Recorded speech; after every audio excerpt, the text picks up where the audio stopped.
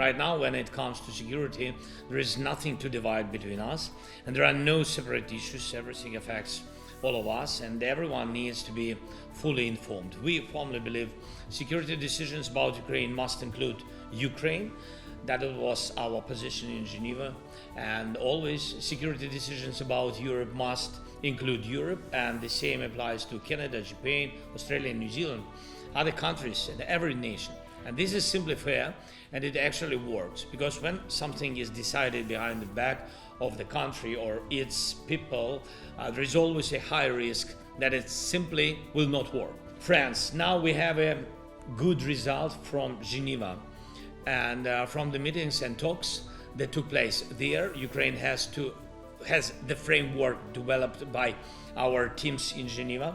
That framework is on the table, and we are ready to move forward together with the United States of America, with personal engagement of President Trump, and with Europe, with leaders, and with all partners who have the strength and capacity to help.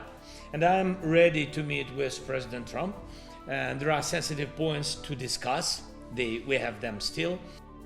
But we must also not lose sight of reality. Russia's war against us is not in the past, it's happening every single day. Every day Russia takes Ukrainian lives.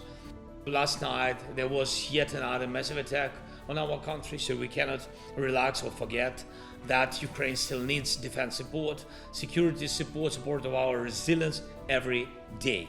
And as long as Russia has not taken real steps toward demobilization, real steps to shut down its war machine, steps that would clearly show that Russia is serious about ending this war of aggression, we do not have the right to stop working to support Ukraine. We must protect lives, strengthen air defense, and hold the front line, keep sanctions against Russia, finally channel frozen Russian assets to bolster Ukraine protection, and work out finally the doable framework for the deployment of the reassurance force Ukraine of the coalition of the willing by signing of a relevant memorandum of understanding. I would like to welcome the fact that the Geneva meetings on the 23rd of November allowed for an open and constructive discussion between Ukraine and the United States, and that both parties deemed it a significant step forward. We are clearly at a crucial juncture. Negotiations are getting a new impetus, and we should seize this momentum, not because there is reason for alarm. Ukraine is solid, Russia is slow, and Europe is steadfast, but because there is finally a chance to make real progress toward a good peace.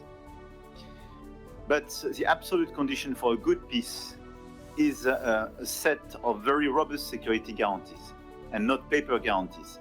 We should keep up our work on preparing robust security guarantees. As Emmanuel has said, that's the driving purpose behind this coalition. And security guarantees was an important element of the draft US plan, because Ukraine needs real assurance that Russia cannot come again in the future. So we need to prepare the planning and financing to build Ukraine's future force so it can defend itself. Our military planners, who've worked really hard in recent months, will continue to work on the readiness of that force. And I urge colleagues on the call this afternoon to firm up their national commitments. We need to keep the pressure on Russia.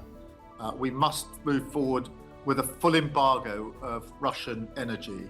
Finally, and crucially, and I know I've said this a number of times before, colleagues, but we must never lose sight as we strive for a ceasefire and a just and lasting peace, that we must support Ukraine right now. It is a big mistake, in my view, to take our eye off the ball and to focus only on the future. We must support Ukraine now.